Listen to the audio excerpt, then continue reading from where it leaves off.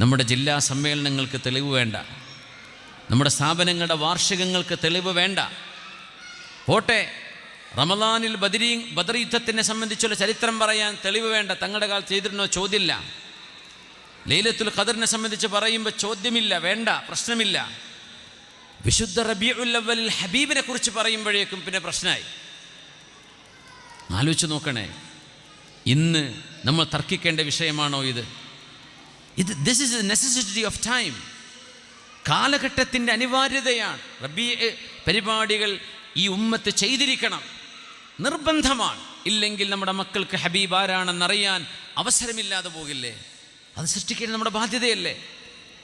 ഇന്നത്തെ കാലത്തിൻ്റെ അനിവാര്യതയല്ലേ അത്?